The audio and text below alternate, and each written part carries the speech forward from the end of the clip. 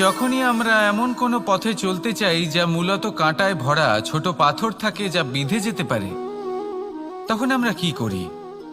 আমরা পাদুকা ব্যবহার করি, আর তারপরে আমরা খুব সরলভাবে সেই পথে অগ্রসর হতে পারি। কিন্তু যদি পাদুকা আর পায়ের মাঝে কোনো ছোট পাথরও এসে ফেঁসে যায়, তখন কিন্তু আমরা খুব কোমল পথও পার করতে পারবো না। কিছু বুঝলেন আপনারা? এর সারমর্ম হলো এটাই যে আমরা বাইরের যুদ্ধ জয় করতে পারি, সেখানে সফল হতে পারি, কিন্তু তার থেকেও অনেক বেশি গুরুত্বপূর্ণ আর অনেক বেশি কঠিন অন্তরের যুদ্ধ হয়। অন্তরের সমস্যাগুলি হয় লোভ, মোহ, ক্রোধ, লালসা, ভয়। যদি এইগুলি আপনার মধ্যে থাকে, তাহলে আপনি সংসারের যে কোনো স্তরে পৌঁছতে পারেন, অনেক বড় বড় যুদ্ধ জয় করতে পারেন, কিন্তু আপনি সন্তুষ্টি পাবেন না। তাই সর্বপ্রথম নিজেকে শুধরে নিন, তারপরে এই সংসারকে জয় করুন। তবে তার আগে আমার সাথে ভালোবেসে বলুন, রাধা রাধা। আপনি কখনো ভেবে দেখেছেন কি সেই জিনিস যা আপনাকে সামনে এগোতে বাধা দিচ্ছে? ধরুন আপনি কোনো পথ দিয়ে যাচ্ছেন, পা মুচকে গেলে তা আপনাকে সামনে এগোতে বাধা দেয়। সেইভাবেই জীবনে ক্ষুদ্র চিন্তা আপনাকে সামনে এগোতে বাধা দেয়। দেখুন, যদি কোনো চাক থাকে যার মধ্যে ফাটল রয়েছে, তা আপনাকে ভালো মাটির পাত্র বানাতে দেবে না। ঠিক সেইভাবেই কাউকে ঈর্ষা করলে তা আপনাকে মহান হতে দেবে না। আমি উচ্চস্তরীয় আরও নিচুতে রয়েছে, এই ভাবনা কখনোই আপনাকে উচ্চ স্তরে পৌঁছতে দেবে না। মন থেকে সকল বিকার, ঈর্ষা, মোহ, লোভ, লালসা এই সব ত্যাগ করুন। চিন্তা ভাবনাকে বড় করে তুলুন, ধন্যাত্মক বোধ জাগিয়ে তুলুন, আর সম্পূর্ণ সমর্পিত হয়ে কর্ম করুন। মহানুভবতা আর সাফল্য এই দুই আপনার পদানত হয়ে থাকবে। তাহলে আসুন আর আমার সাথে ভালোবেসে বলুন, রাধা রাধা। খুব অনেক সময় এমন হয় যে আমাদের শুভ মানসিকতা, শুভ বিচারে, শুভ কর্মে মানুষ সন্দেহ করেন, প্রশ্ন করেন, প্রমাণ চান, শুদ্ধতার পরীক্ষা দিতে বলেন, আর তখন নিশ্চিত রূপে কষ্ট হয়। আমরা ভাবি এটাই হলো জীবন। এত শুভ ভাবনা ভেবেও, শুভ কর্ম করেও মানুষ আমাদেরই সন্দেহ করেন। দুঃখ অবশ্যই হয়, কিন্তু দুঃখী হবার কোনো প্রয়োজন নেই। কেন নেই? কারণ যদি কেউ আপনাকে সন্দেহ করে, করতে দিন। সংসারে কি হয় তা দেখুন। এই সংসারে সোনার শুদ্ধতাকেই পরখ করা হয়, কয়লার কটুতাকে নয়। আপনি হলেন স্বর্ণ, তাই আপনার শুদ্ধতা অবশ্যই পরখ করা হবে। সেটা তো হবেই হবে। আপনি নিজেকে দুঃখী করবেন না। আপনার কর্ম শুধু একটাই, স্বর্ণর মতো উজ্জ্বল থাকা।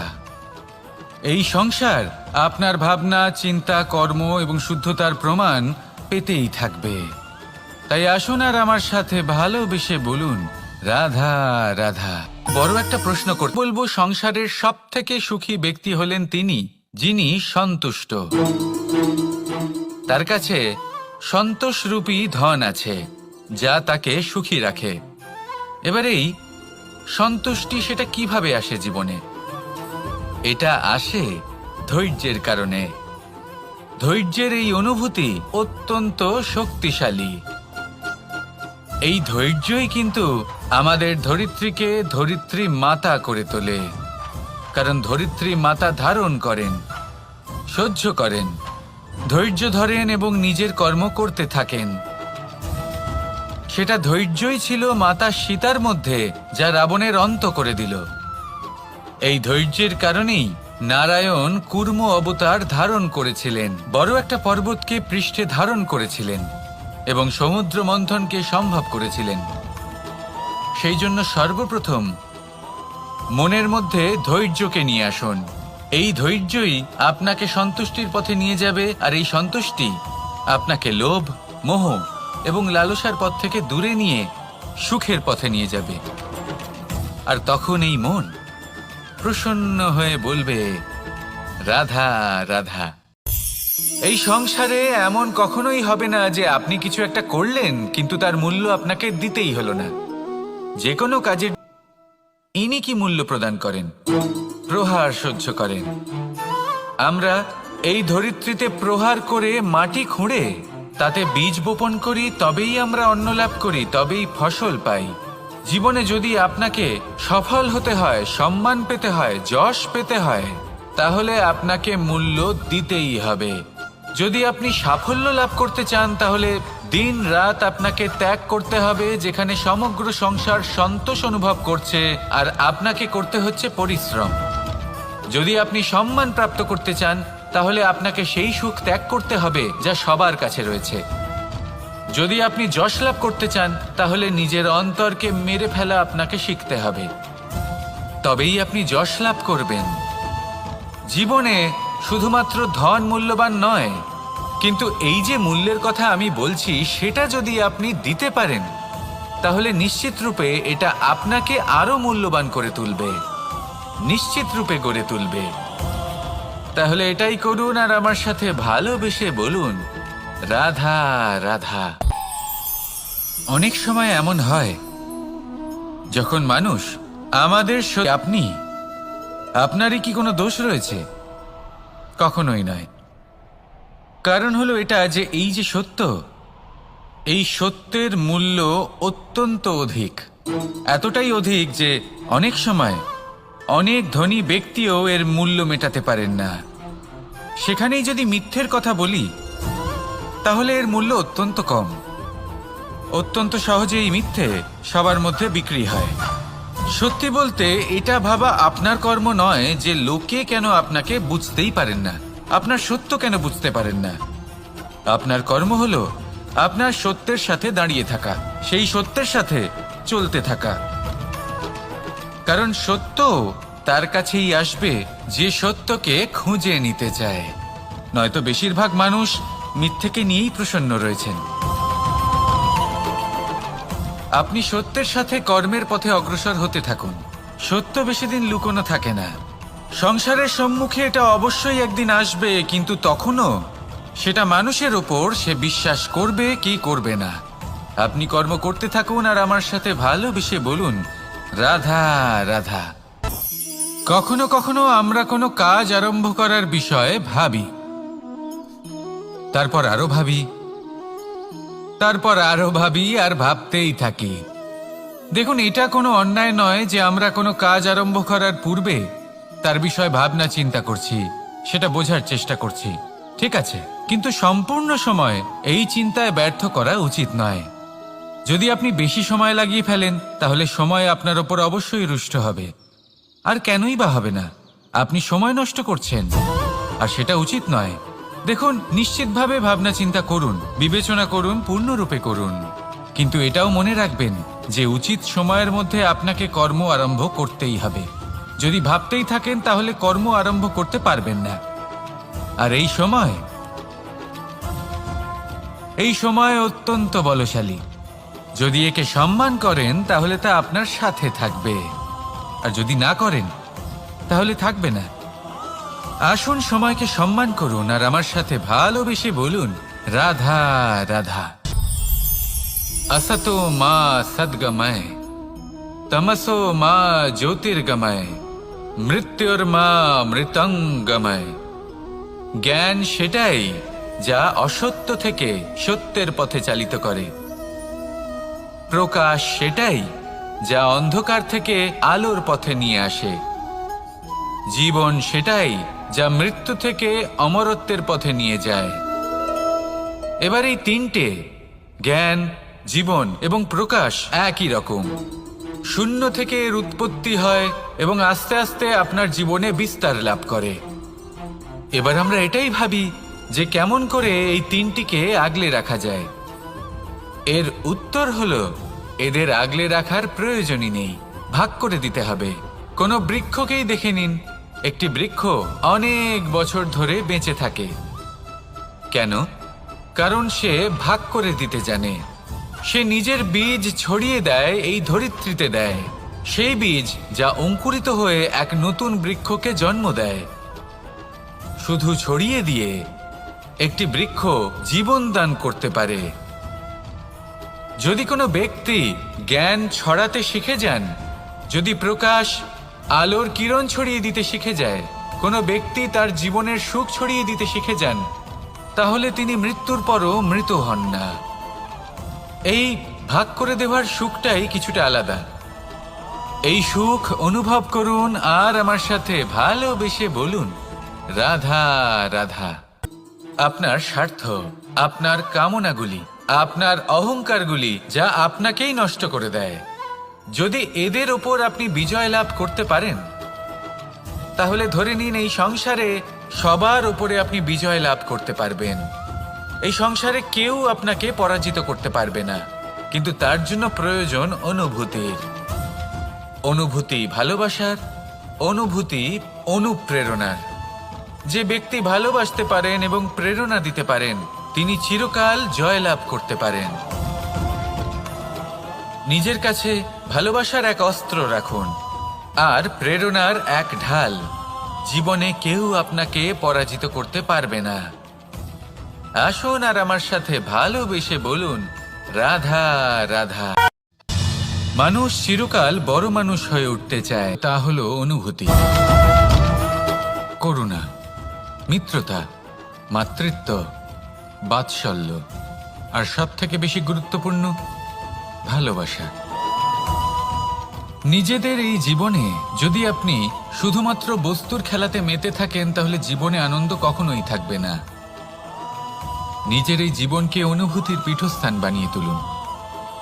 এই মন প্রসন্ন হয়ে বলবে, রাধা রাধা। যখনই কোনো ঘূর্ণিঝড় আসে, কোনো প্রলয়, আর নিজের কাজ করে, ছায়া প্রদান করে, ফল প্রদান করে, কোনো শব্দ না করেই নীরবে কর্ম করে। যদি নদীর কথা বলি, নদী যখন বয়ে চলে, খেতে জল প্রদান করে, বনস্পতিদের প্রাণ প্রদান করে, আমাদের পানীয় জল দেয়। এত মহান কাজ করে কোনো শব্দ না করে, নীরবতার সাথে। এ হলো এক শিক্ষা যে এই সংসারে যারাই মহান কর্ম করেন, তারাই নীরব থেকে সেই কর্ম করতে থাকেন। কারণ ওনারা জানেন যে গুরুত্বপূর্ণ প্রচার নয়, বরং কর্ম। আর যারা রুদ্রের সাথে থাকেন, কোলাহল করেন, তারা শুধুমাত্র ধ্বংসই করেন। এবার আপনি মৌন থেকে শুধুমাত্র কর্ম করে মহান হতে চান, নাকি রুদ্রের সাথে থেকে বিধ্বংস ঘটাতে চান? সিদ্ধান্ত আপনারই। আসুন আর আমার সাথে ভালোবেসে বলুন, রাধা রাধা। আপনি জীবনে কি হবেন, সেটা আপনার পরিশ্রম, আপনার নিরন্তর প্রয়াস আর আপনার নির্বাচিত দিশার উপর নির্ভর করে না। এটা নির্ভর করে আপনার সঙ্গতির উপরেও। এই সঙ্গতি যা হলো অত্যন্ত গুরুত্বপূর্ণ। প্রকৃতিও আমাদের এটাই শেখায় বিভিন্ন উদাহরণ দিয়ে। যদি আপনাকে একটা উদাহরণ দিই, কখনো বাতাসের প্রবাহ লক্ষ্য করবেন। এই বাতাসের প্রবাহ যখন কোনো পুষ্পকে স্পর্শ করে, সেও সুগন্ধে পরিপূর্ণ হয়ে যায়। এই বাতাসের প্রবাহ যখন কোনো নালীর উপর দিয়ে প্রবাহিত হয়, তখন সেও সুগন্ধহীন হয়ে যায়। এ সঙ্গতির প্রভাব যা মানুষকে কোথা থেকে কোথায় নিয়ে যেতে পারে, আপনি জানতেও পারবেন না। এ হলো সঙ্গতির প্রভাব, যেখানে চানার সাথে গুড়ও মিশে যেতে পারে। এ হলো সঙ্গতিরই প্রভাব, যেখানে একটা সাধারণ পাথর স্বর্ণের সাথে মিশে গিয়ে একটা রত্নে পরিণত হতে পারে। তাই এই সঙ্গতির বিষয়ে বিশেষ খেয়াল রাখবেন। আপনি কার সাথে মিশছেন, কি বলছেন, কি শিখছেন, আপনার অস্তিত্বের উপর তাদের কি প্রভাব পড়ছে, সব লক্ষ্য করবেন। আর আমার সাথে ভালোবেসে বলবেন, রাধা রাধা। যখন আমরা জীবনে কোনো লক্ষ্যের দিকে অগ্রসর হই, তখন অনেক সংখ্যক লোক আমাদের পরামর্শ দেন যে আপনি এটা করুন, আপনার সেটা করা উচিত, আপনার ওই আদর্শ ব্যক্তিরই মতো ওই পথেই চলা উচিত। আমাদের ভালো লাগে, আমরা তা অনুসরণ করতে থাকি, কারণ সেই পথে 1 বা 10 জন মানুষ চলে নিজের লক্ষ্য প্রাপ্ত করে ফেলেছেন। এবার সেই লোকেরা সেই পথে চলে নিজের লক্ষ্য প্রাপ্ত করেছেন, তার মানে কি এটাই যে আমাদেরও লক্ষ্য প্রাপ্তি হয়ে যাবে? কোনো মানে নেই। আমি আপনার কাছে একটা সহজ প্রশ্ন রাখছি, সেই আদর্শ ব্যক্তি কি আপনি? আপনি নন। সেই ব্যক্তি হলেন অন্য কেউ, যার নিজস্ব ভাবনা রয়েছে, নিজের বিচারধারা আছে, নিজের কর্ম আছে, নিজের অভিজ্ঞতা আছে, নিজের গুণ, নিজের অপগুণ আছে, তাদের নিজেদের একটা যাত্রা আছে, নিজের লক্ষ্য আছে। তিনি আপনি নন। যদি কথা বলি আপনার বিষয়ে, আপনার বিষয়ে সব থেকে বেশি কে জানে? আপনার যাত্রা, আপনার লক্ষ্যের বিষয়, আপনার ভাবনা চিন্তা, আপনার বিচারধারা, আপনার কর্মের বিষয়, আপনার কামনার বিষয়, আপনার অভিজ্ঞতার বিষয়, এই সব বিষয়ে সব থেকে বেশি যদি কেউ জানে, তিনি হলেন স্বয়ং আপনি। তাই নিজের জীবনে কোনো পথ নির্বাচন করবেন আর কিভাবে সামনে এগোবেন, এই নির্বাচনও শ্রেষ্ঠ হবে যদি সেটা আপনি নিজেই করেন। আপনি আপনার জীবনকে নিরীক্ষণ করুন, বুঝুন, আর নিজের লক্ষ্য গিয়ে প্রাপ্ত করে ফেলুন। সমাজের সামনে এমন একটা উদাহরণ আপনি প্রস্তুত করুন যাতে ভিড় আপনার পথে চলতে তৎপর হয়ে ওঠে। আসুন আর আমার সাথে ভালোবেসে বলুন, রাধা রাধা। সংকট, সমস্যা, আমাদের নিজেদের লক্ষ্যে পৌঁছে দেবার জন্য এই সংকট, এই সমস্যা, এগুলো অত্যন্ত গুরুত্বপূর্ণ। আর এর উদাহরণ আমি নয়, বরং প্রকৃতি স্বয়ং দেবে। আপনি নিজেই ধরিত্রী মাতাকে দেখে নিন। ধরিত্রী মাতা সূর্যের তাপ সহ্য করেন কেন? যাতে পৃথিবীতে যে জল রয়েছে তা বাষ্পে পরিণত হয়ে ওপরে উঠে মেঘ হয়, আর পৃথিবীতে বর্ষা হয়ে ফিরতে পারে, নতুন জীবন দান করে। আর অন্যদিকে পাতা ঝরার মরশুমে কোনো বৃক্ষকে দেখুন, পাতা ঝরার মরশুমে সমস্ত পাতা ঝরে যায়, তারপরে সেই গাছে নবনির্মাণ হয়, নতুন পাতা জন্মায়, সেই গাছ আবার ভরে ওঠে, সবুজে সবুজ হয়ে ওঠে। সেইভাবেই আপনার জীবনেও সংকট এবং সমস্যা এগুলো তো আসতেই থাকবে, কিন্তু আপনার এগুলিকে ভয় পেলে চলবে না, পিছু হটলে চলবে না, নিরাশ হলে চলবে না, বরং দৃঢ়তার সাথে, সাহসের সাথে তার সম্মুখীন হতে হবে। যদি আপনি এটা করতে শিখে যান, তাহলে আপনি দেখবেন যে এই সমস্যা, এই সংকট, এই বিপদ আপনাকে শক্তি প্রদান করবে। আসুন আমার সাথে ভালোবেসে বলুন, রাধা রাধা। প্রকাশ কার মধ্যে থাকে? সূর্য। শীতলতা কার মধ্যে থাকে? চন্দ্রমার মধ্যে। এবার যদি সূর্যের মধ্যে প্রকাশ না থাকে কি হবে? অন্ধকার। যদি চন্দ্রমার মধ্যে শীতলতা না থাকে তাহলে কি হবে? মহা অন্ধকার। সবকিছু অন্তরে আছে, শুভভাব আর সত্যতা প্রত্যেকটা মানুষের অন্তরের মধ্যে থাকবেই থাকবে। যদি এটা না থাকে তাহলে জেনে রাখুন কিছুই নেই। যেমন একটা প্রদীপ যা জ্বলছে, যা প্রকাশ দিচ্ছে, অন্ধকারে আমাদের পথ প্রদর্শন করছে। কেন জ্বলে? কারণ ওর মধ্যে একটা সলতে আছে যা জ্বলছে। সলতে কেন জ্বলে? কারণ তার ভিতর ঘি আছে যা ওই সলতেকে জ্বলতে সাহায্য করে।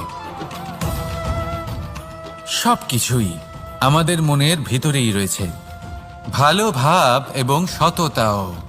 এই নিয়েই কর্ম করতে থাকুন আর জীবনের সামনে এগোতে থাকুন।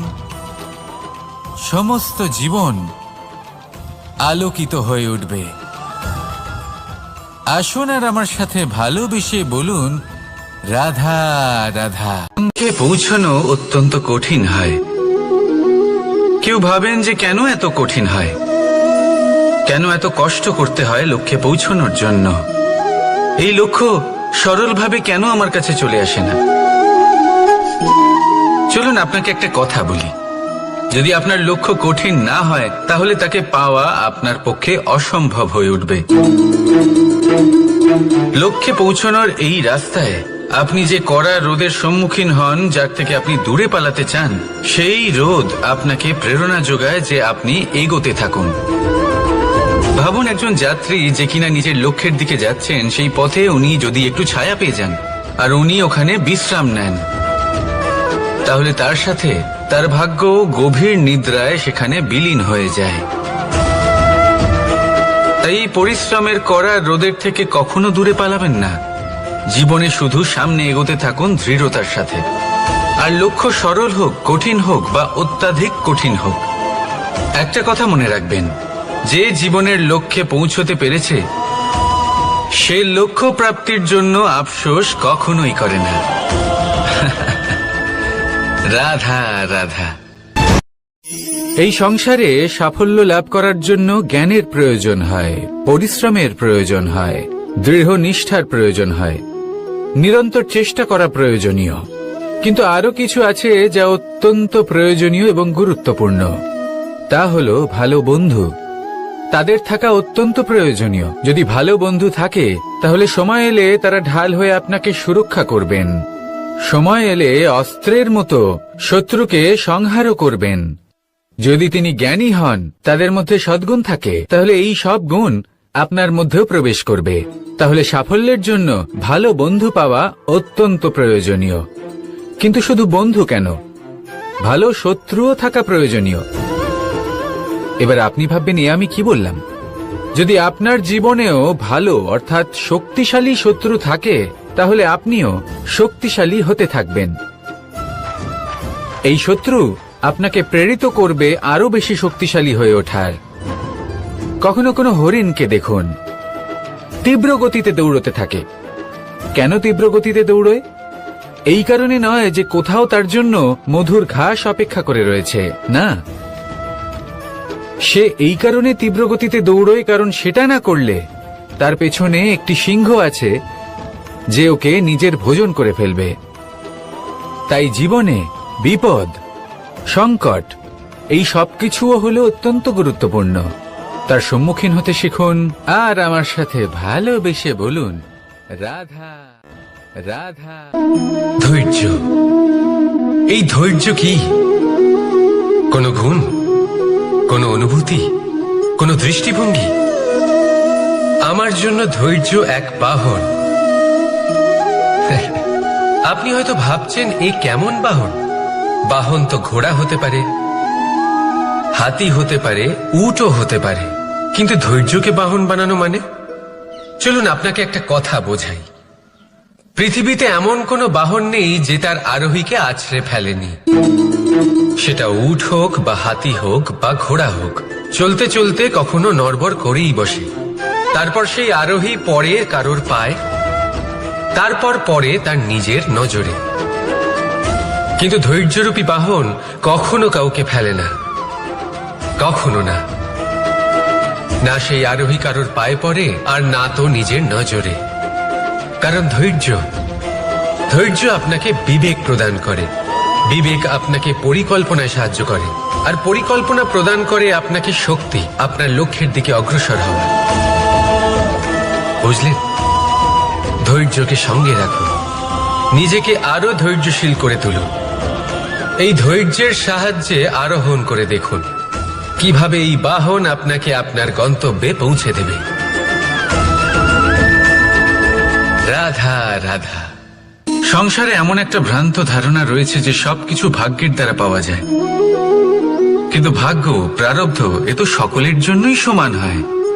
এটা তো ব্যক্তির উপরে নির্ভরশীল হয়, তার আকাঙ্ক্ষার উপরে নির্ভরশীল হয়, বাসনার উপরে নির্ভরশীল হয়, স্বভাবের উপরে নির্ভরশীল হয় যে উনি সেটা নিয়ে কি করেন। দেখুন, এই প্রসাদ কিন্তু সকলকেই দেওয়া হয়, কিন্তু তা গ্রহণ করবেন কিভাবে সেটা ব্যক্তির উপরে নির্ভর করে। আপনাকে এক উদাহরণ দিই। যেমন ধরুন, দুজন মানুষকে আমি একটা করে মাটির ডেলা দিলাম, সেটা নিয়ে তারা কি করবেন? একজন মানুষ তার ছোট ছোট ডেলা বানাবেন আর পথযাত্রীদের ওপরে ছুঁড়ে মারবেন। হাসি ঠাট্টা করবেন, তাদের বস্ত্র নোংরা করে দেবেন, সেটাতেই উনি আনন্দ পাবেন।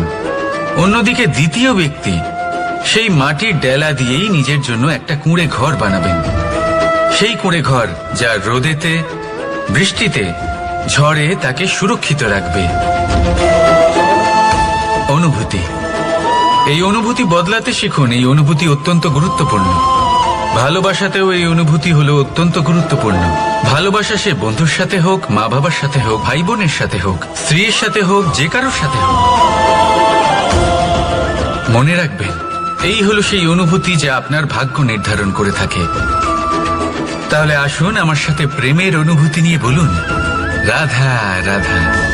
লক্ষ্য, পথ আর সাফল্য, এই তিনটেই একে অপরের সাথে জড়িত, কিন্তু অনেকবার মানুষ এদের ঠিকভাবে বুঝতে পারেন না।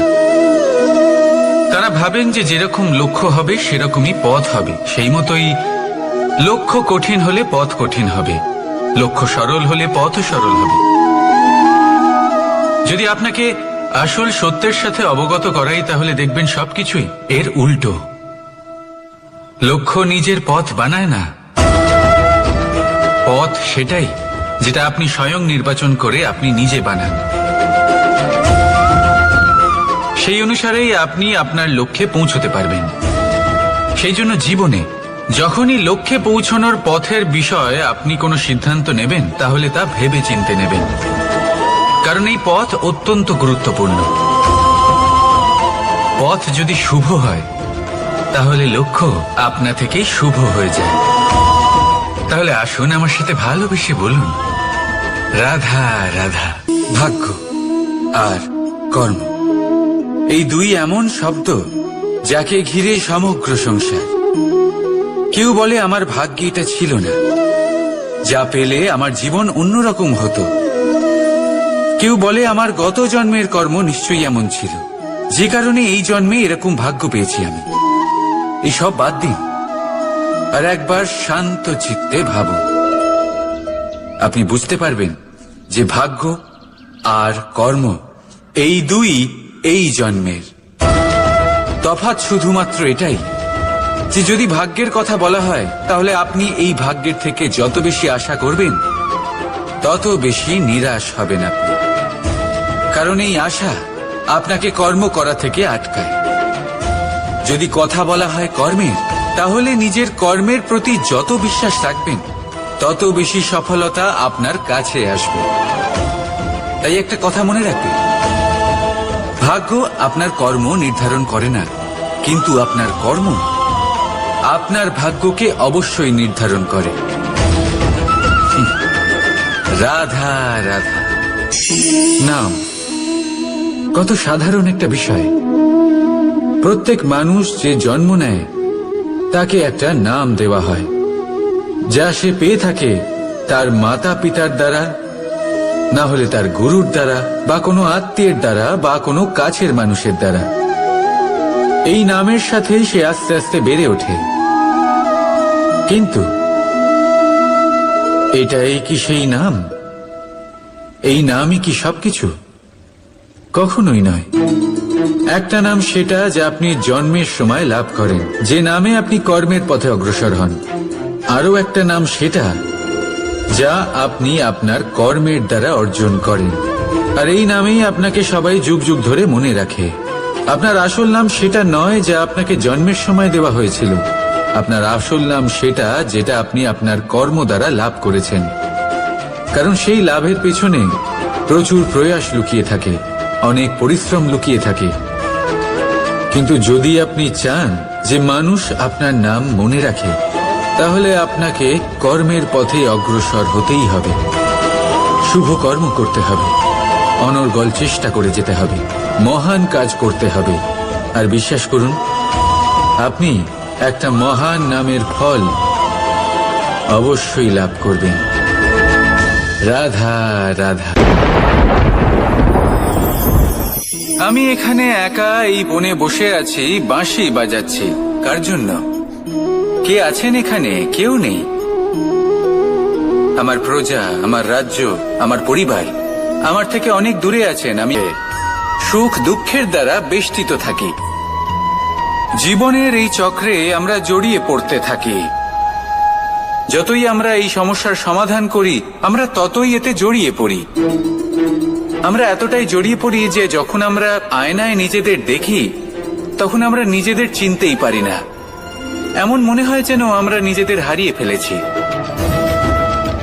সেই জন্য প্রত্যেক দিন আপনি কিছু সময় নিজের সাথে কাটান একান্তে। এটা অত্যন্ত আবশ্যক। নিজের অস্তিত্বের গভীরে গিয়ে দেখতে শিখুন, নিজেকে বুঝুন। অদ্ভুত শান্তির অনুভূতি হবে। যেমন এই বায়ু, এই বৃক্ষ, এই পুষ্প, এই নিসর্গ, এদের মতো আপনিও কখনো একলা হতে শিখুন। কখনো নিসর্গের একটা অংশ হয়ে দেখুন। এই মন প্রসন্ন হয়ে বলবে, রাধা। একবার একটা হবে না, অবশ্যই সহ্য করতে হবে। এটাই হলো প্রকৃতির নিয়ম। এই নিয়ম কিন্তু আমরা সবাই জানি, কিন্তু আমাদের মধ্যে বেশিরভাগ মানুষ এই বিভ্রান্তি নিয়ে বাঁচি যে এই যে প্রকৃতির নিয়ম, তা আমার ওপর প্রযোজ্য নয়। তা কিন্তু নয়। আমাদের চতুর্দিকে এই যে নিসর্গ রয়েছে, আমরা তার কতটা ক্ষতি করি সেটা একবার ভেবে দেখুন।